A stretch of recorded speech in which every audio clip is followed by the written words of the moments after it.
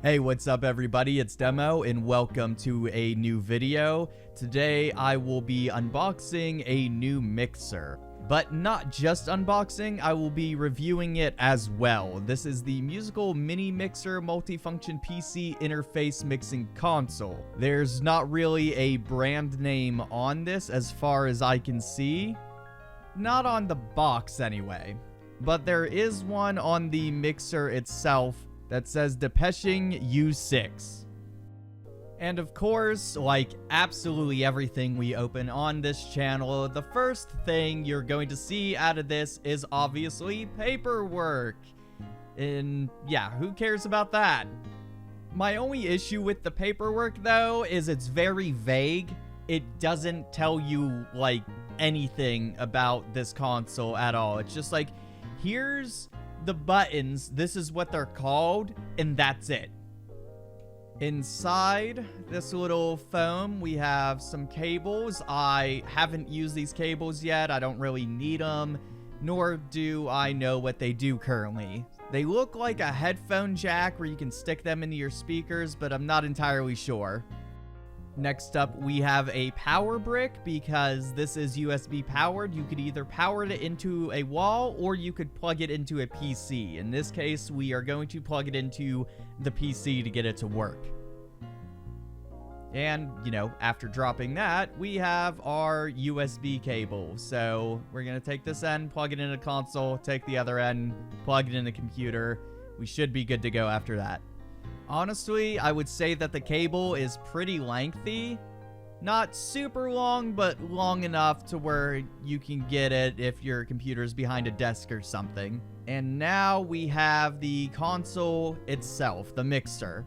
This one was pretty cheap. It has 4 mic inputs, 2 output channels on the top there. You can see the little red button below the first mic. That is your phantom power. That's where you want your PC mics to go into. It's made out of a plastic shell, not really anything heavy or industrial. And there's the button on the back that you press it to hook it up to your PC. So the shell's not great, but I can work with it. It's fine. This thing has some high knobs, some low knobs, no mid-range knobs though.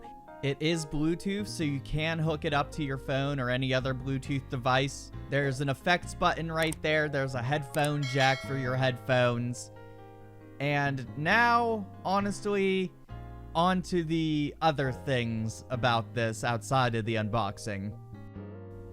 Alright, so I've been testing this thing pretty much non-stop for 2 days now. And it's not the greatest thing that I've ever obtained. There's a weird echo to it that when I was recording, I had to literally mess with this thing. Like I said, past 2 days now to get this echo to stop.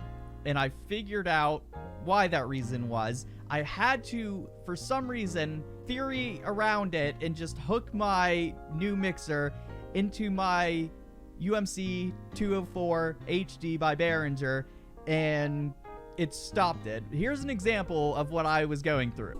I am super confused and I don't know what to do. And here's how it turned out after hooking it up to the Behringer.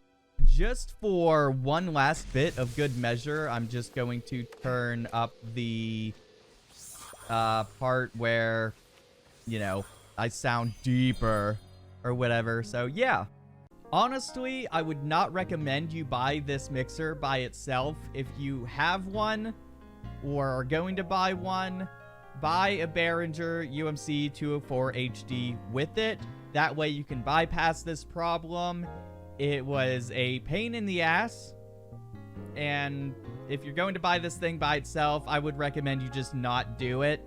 I feel like I'm an exception because I have the know-how and the equipment to rewire this and go, okay, I fixed it. Because if you can't tell already, I am recording through it right now, and I'm using the interface right now to make me sound how I sound right now. And I can give you another example between the changes of my sound from my past videos to this video right here. This is before I got the interface. Last time I ended it, I went farming for some XP right outside the walls here. This is after I got the interface. Just for one last bit of good measure, I'm just going to turn up the... And now a fade in of the before and after. Last time I ended it, I went farming for some XP right outside the walls here. Just for one last bit of good measure, I'm just going to turn up the... I might make a tutorial later on how to fix this. This is just like my thoughts of right now. I wish this thing worked by itself, but it seems like it doesn't work properly unless you have the assistance of other tools in your musical inventory or whatever you want to call it, recording studio hardware. Thank you guys so much for watching. I hope you enjoyed the review. I hope it helped you. I don't know. This is, it's good now. I like it now. But if you're gonna buy it by itself, do not buy it by itself. Thank you so much for watching. I will talk to you guys later, and bye-bye.